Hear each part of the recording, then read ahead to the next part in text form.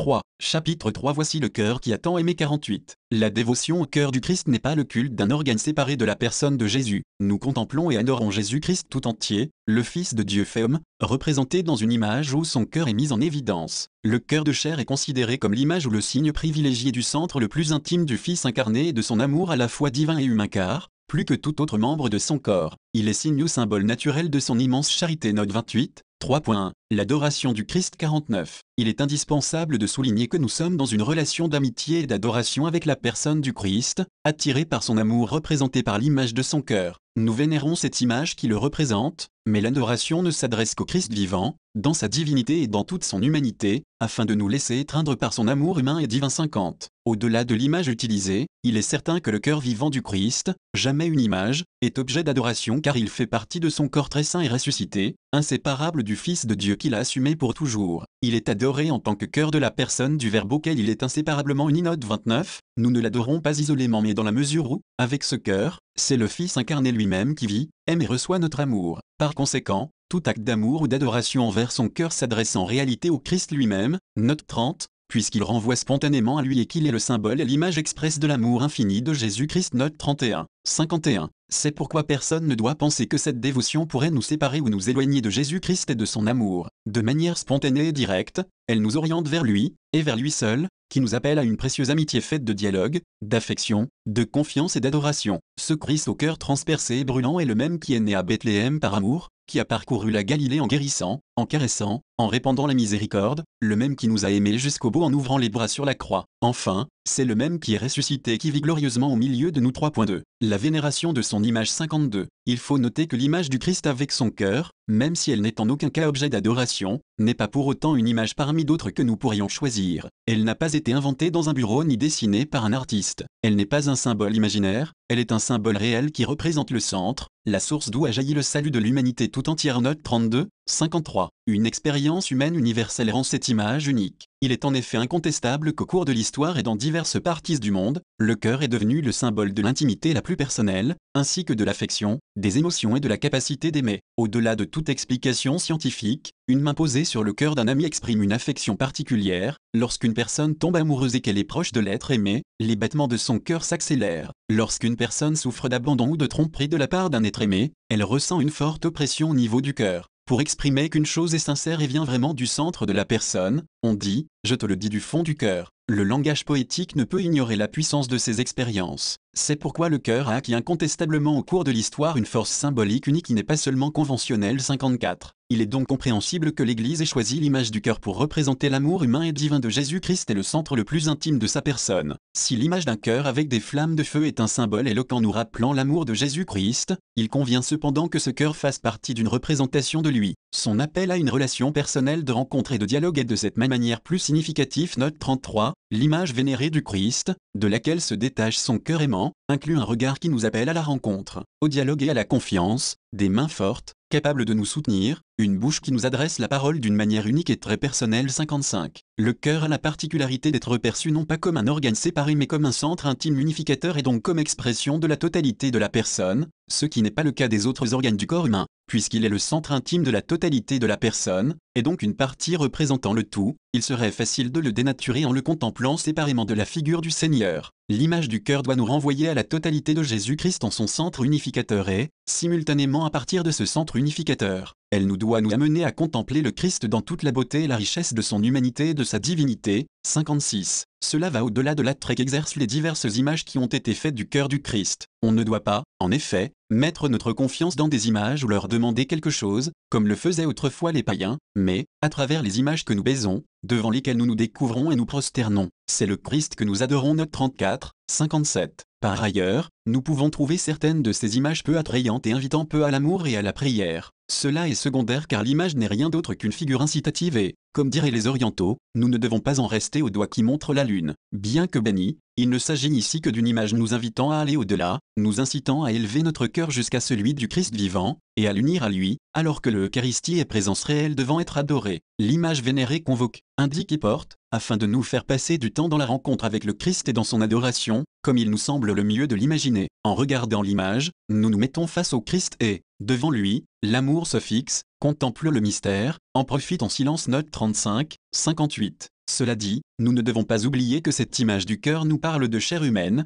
de terre, et donc aussi de Dieu qui a voulu entrer dans notre condition historique, devenir histoire et partager notre cheminement terrestre. Une forme de dévotion plus abstraite ou stylisée ne sera pas nécessairement plus fidèle à l'Évangile, car la manière dont Dieu a voulu se révéler et se faire proche de nous se manifeste dans ce signe sensible et accessible 3.3. Un amour sensible 59. Amour et cœur ne sont pas nécessairement reliés, car la haine, l'indifférence, l'égoïsme peuvent régner dans un cœur humain. Mais nous n'atteignons pas notre pleine humanité si nous ne sortons pas de nous-mêmes, et nous ne devenons pas pleinement nous-mêmes si nous n'aimons pas. Le centre le plus intime de notre personne, créé pour l'amour, ne réalise le projet de Dieu que lorsqu'il aime. C'est pourquoi le symbole du cœur symbolise en même temps l'amour 60. Le Fils éternel de Dieu, qui me transcende infiniment, a aussi voulu m'aimer avec un cœur humain. Ces sentiments humains deviennent le sacrement d'un amour infini et définitif. Son cœur n'est donc pas un symbole physique qui n'exprimerait qu'une réalité purement spirituelle ou séparée de la matière. Un regard tourné vers le cœur du Seigneur contemple une réalité physique, sa chair humaine qui permet au Christ d'avoir des émotions et des sentiments bien humains, comme nous, quoique entièrement transformé par son amour divin. La dévotion doit atteindre l'amour infini de la personne du Fils de Dieu, mais nous devons dire que cet amour est inséparable de son amour humain, et nous sommes aidés en cela par l'image de son cœur de chair 61.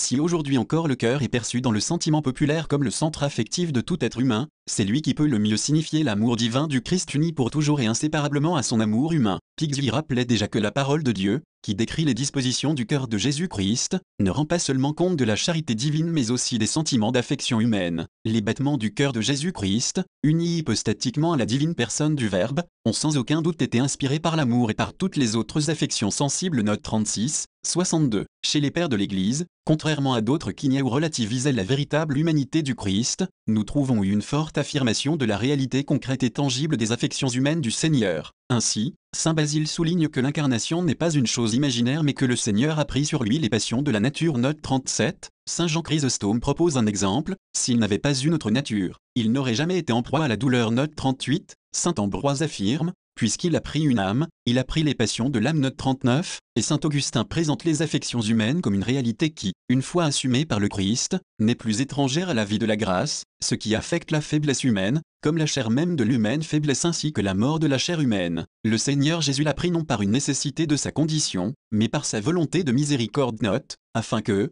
s'il arrive à quelqu'un d'être affligé et de souffrir au milieu des tentations humaines, il ne se croit pas pour autant étranger à sa grâce. Note 40. Enfin, saint Jean Damascène considère l'expérience affective réelle du Christ dans son humanité comme un signe qu'il a assumé notre nature dans sa totalité et non partiellement, afin de la racheter et de la transformer entièrement. Le Christ a donc assumé tous les éléments qui composent la nature humaine, afin que tous soient sanctifiés. Note 41, 63. Il vaut la peine d'inclure ici la réflexion d'un théologien qui reconnaît qu'en raison de l'influence de la pensée grecque, la théologie a longtemps relégué le corps et les sentiments dans le monde du préhumain, du sous-humain ou tentateur du véritable humain. Mais ce que la théologie n'a pas résolu en théorie a été résolu dans la pratique par la spiritualité. Celle-ci et la religiosité populaire ont maintenu vivante la relation avec les aspects somatiques, psychologiques et historiques de Jésus, les chemins de croix, la dévotion aux plaies, la spiritualité du précieux sang, la dévotion au cœur de Jésus, les pratiques eucharistiques. Tout cela supplée aux lacunes de la théologie en nourrissant l'imagination et le cœur, l'amour et la tendresse pour le Christ, l'espérance et la mémoire, le désir et la nostalgie. La raison et la logique ont pris d'autres chemins. Note 42,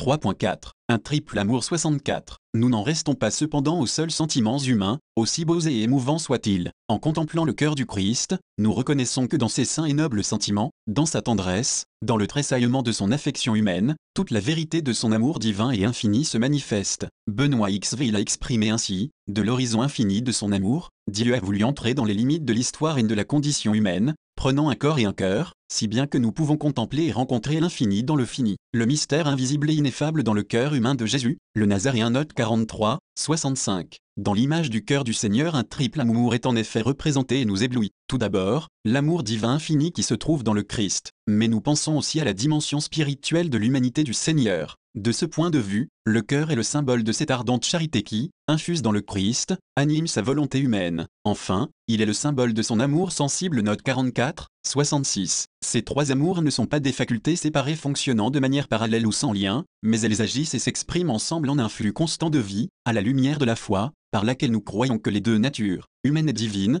sont unies dans la personne du Christ. Notre esprit est rendu capable de concevoir les liens très étroits qui existent entre l'amour sensible du cœur physique de Jésus et son double amour spirituel, l'humain et le divin. Note 45, 67. C'est pourquoi, en entrant dans le cœur du Christ, nous nous sentons aimés par un cœur humain, plein d'affection et de sentiments comme le nôtre. Sa volonté humaine veut nous aimer librement, et cette volonté spirituelle est pleinement illuminée par la grâce et la charité. Lorsque nous atteignons les profondeurs de ce cœur, nous sommes inondés par la gloire incommensurable de son amour infini de Fils éternel que nous ne pouvons plus séparer de son amour humain. C'est précisément dans son amour humain, et non pas en nous en éloignant, que nous trouvons son amour divin, nous trouvons l'infini dans le fini. Note 46, 68. L'Église enseigne de manière constante et définitive que l'adoration que nous rendons à sa personne est unique et englobe inséparablement sa nature divine et sa nature humaine. Depuis les temps anciens, elle a enseigné que nous devons adorer un seul et même Christ, Fils de Dieu et Fils d'homme, de deux natures et en deux natures inséparables et indivisées. Note 47, et cela dès une seule adoration. Note.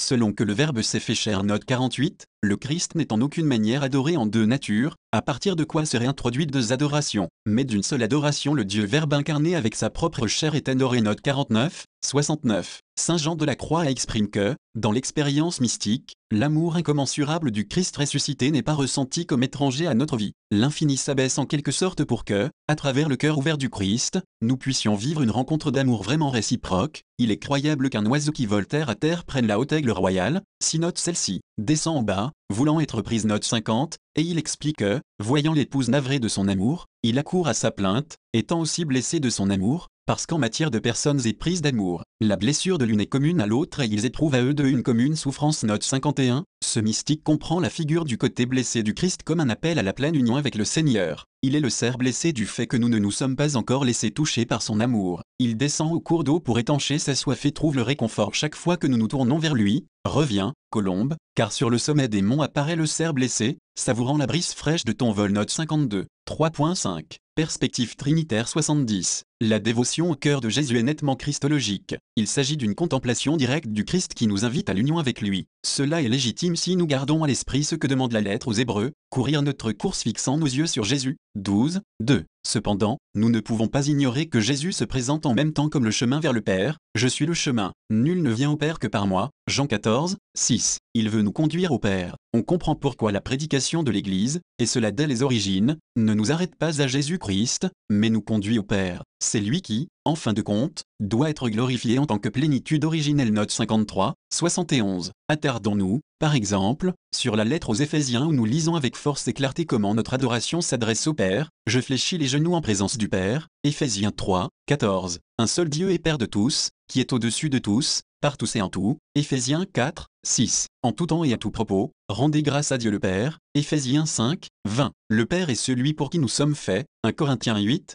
6. C'est pourquoi saint Jean-Paul II déclare que toute la vie chrétienne est comme un grand pèlerinage vers la maison du Père. Note 54. Saint Ignace d'Antioche fait l'expérience de cela sur le chemin du martyr. En moi une eau vive murmure et dit au-dedans de moi, viens vers le Père. Note 55, 72. Le Père est avant tout le Père de Jésus-Christ. Béni soit le Dieu et Père de notre Seigneur Jésus-Christ. Éphésiens 1, 3. Il est le Dieu de notre Seigneur Jésus-Christ, le Père de la gloire. Éphésiens 1, 17. Lorsque le Fils se fait homme, tous les désirs et les aspirations de son cœur humain se tournent vers le Père. Observant comment le Christ se rapportait au Père, nous remarquons la fascination de son cœur humain, son orientation parfaite et constante vers le Père. Note 56. Sa vie sur cette terre a consisté en un parcours où il a ressenti, dans son cœur d'homme, un appel incessant à aller vers le Père. Note 57, 73. Nous savons qu'il s'adressait au Père avec le mot araméen Abba, c'est-à-dire papa. À l'époque, certains furent gênés par cette familiarité. Confère Jean 5, 18. C'est l'expression que Jésus a utilisée pour communiquer avec le Père lorsque l'angoisse de la mort est apparue. Abba, tout est possible, éloigne de moi cette coupe,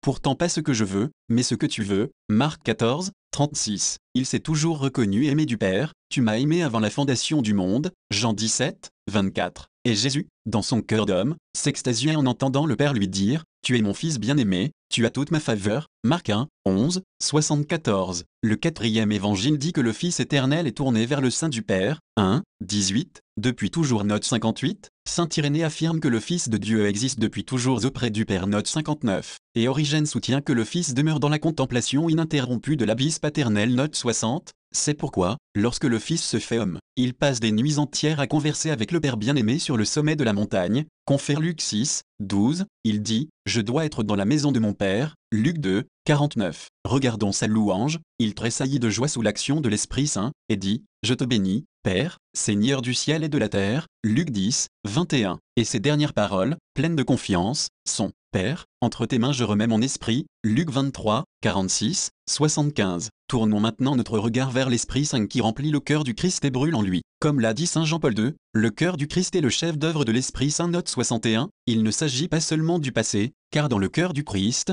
est vivante l'action de l'Esprit Saint, auquel Jésus a attribué l'inspiration de sa mission, confère Luc 4, 18, Is 61, 1, et dont il avait promis l'envoi lors de la dernière scène. C'est l'Esprit qui aide à saisir la richesse du signe du côté transpercé du Christ, dont l'Église est issue, confère Const. Sacrosanctum Concilium, N5 note 62, en définitive, seul l'Esprit Saint peut ouvrir devant nous cette plénitude de l'homme intérieur qui se trouve dans le cœur du Christ. Lui seul peut introduire progressivement la force de cette plénitude dans nos cœurs humains. Note 63, 76. Essayant de pénétrer le mystère de l'action de l'Esprit, nous voyons qu'il gémit en nous et dit Abba, la preuve que vous êtes des fils, c'est que Dieu a envoyé dans nos cœurs l'Esprit de son Fils qui crie, Abba, Père, Galates 4, 6. En effet, l'Esprit en personne se joint à notre esprit pour attester que nous sommes enfants de Dieu, Romains 8, 16. L'action de l'Esprit Saint dans le cœur humain du Christ provoque en permanence cette attirance vers le Père, et lorsqu'il nous unit au sentiment du Christ par la grâce, il nous fait participer à la relation de celui-ci avec le Père. Il est un esprit de fils adoptif qui nous fait nous écrier, Abba, Père, Romains 8, 15, 77. Notre relation avec le cœur du Christ se transforme alors sous l'impulsion de l'Esprit qui nous oriente vers le Père, source paternelle de la vie et origine suprême de la grâce. Le Christ ne désire pas que nous nous arrêtions à lui. L'amour du Christ est une révélation de la miséricorde du Père. Note 64, son désir est que, poussés par l'Esprit qui jaillit de son cœur, avec lui et en lui nous allions vers le Père. La gloire est adressée au Père par le Christ, note 65, avec le Christ note 66, et dans le Christ note 67. Saint Jean-Paul II a enseigné que le cœur du Sauveur nous invite à remonter à l'amour du Père qui est la source de tout amour authentique. Note 68. C'est précisément cela que l'Esprit Saint cherche à cultiver dans nos cœurs en venant à nous à partir du cœur du Christ. C'est pourquoi la liturgie, sous l'action vivifiante de l'Esprit, se tourne toujours vers le Père à partir du cœur ressuscité du Christ. 3.6. Expression magistérielle récente 78. Le cœur du Christ est présent de différentes manières dans l'histoire de la spiritualité chrétienne. Dans la Bible et dans les premiers siècles de l'Église, il apparaît sous la forme du côté blessé du Seigneur, comme source de grâce ou bien comme appel à une rencontre intime d'amour. Il ne cesse de réapparaître dans le témoignage de nombreux saints jusqu'à nos jours. Au cours des derniers siècles, cette spiritualité a pris la forme d'un véritable culte du cœur du Seigneur. 79. Nombre de mes prédécesseurs ont évoqué le cœur du Christ et, de manière très diverse, nous ont invités à nous unir à lui. À la fin du XIe siècle, Léon XII nous invita à nous consacrer à lui, unissant dans sa proposition l'invitation à l'union avec le Christ à l'admiration de la splendeur de son amour infini. Note 69, une trentaine d'années plus tard,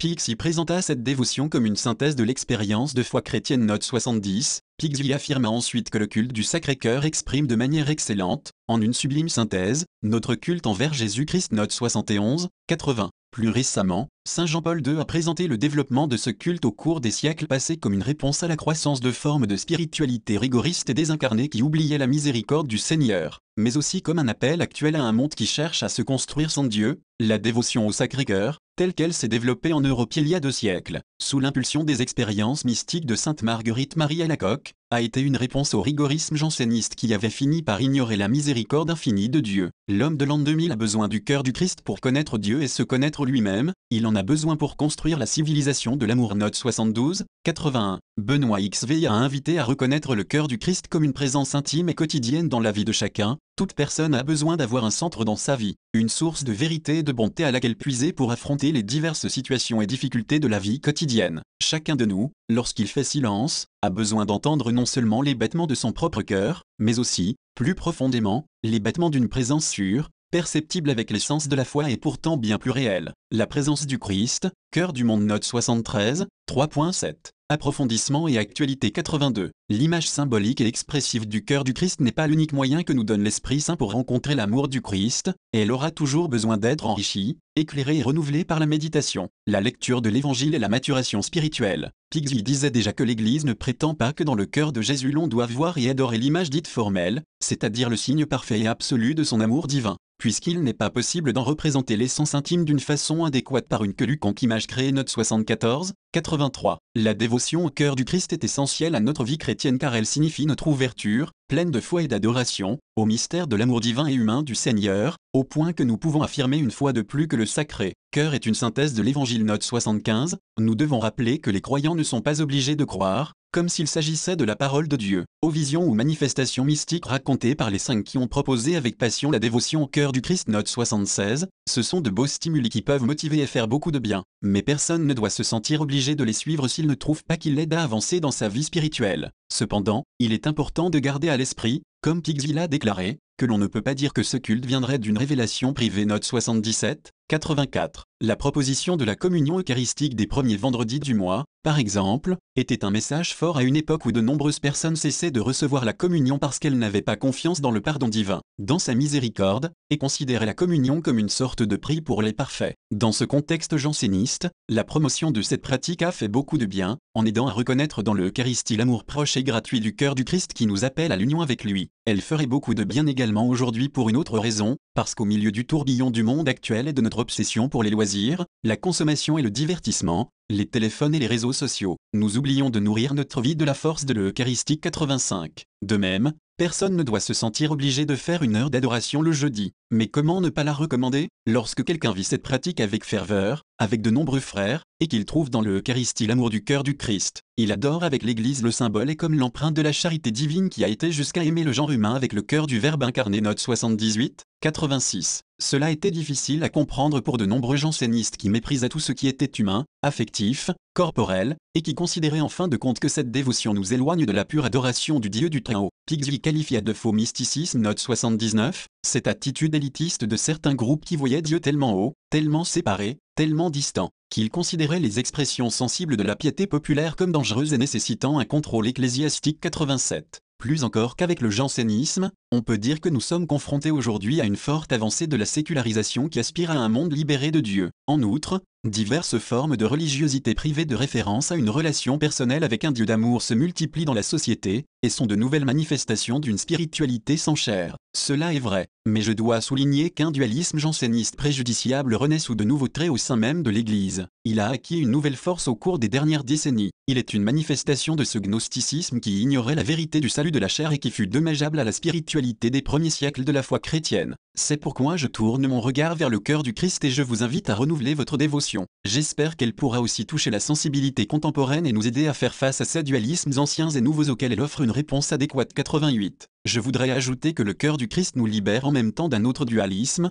celui des communautés et des pasteurs qui se concentrent uniquement sur les activités extérieures, les réformes structurelles dépourvues d'évangile, les organisations obsessionnelles, les projets mondains, les réflexions sécularisées, les propositions qui se présentent comme des prescriptions que l'on veut parfois imposer à tous. Il en résulte souvent un christianisme qui oublie la tendresse de la foi, la joie du dévouement au service, la ferveur de la mission de personne à personne, la fascination pour la beauté du Christ, la gratitude passionnée pour l'amitié qu'il offre et pour le sens ultime qu'il donne à la vie. Il s'agit d'une autre forme de transcendantalisme trompeur, tout aussi désincarné. 89. Ce sont ces maladies très actuelles, dont nous ne ressentons même pas le désir de guérir lorsque nous nous sommes laissés piéger, qui me poussent à proposer à toute l'Église un nouveau développement sur l'amour du Christ représenté dans son saint cœur. Là nous rencontrons la totalité de l'Évangile, là se résume la vérité à laquelle nous croyons, là se trouve ce que nous adorons et cherchons dans la foi, là se trouve ce dont nous avons le plus besoin. 90. Devant le cœur du Christ, il est possible de revenir à la synthèse incarnée de l'Évangile et de vivre ce que je proposais il y a peu, en rappelant la chère Sainte Thérèse de l'Enfant Jésus. L'attitude la plus appropriée est de placer la confiance du cœur hors de soi-même,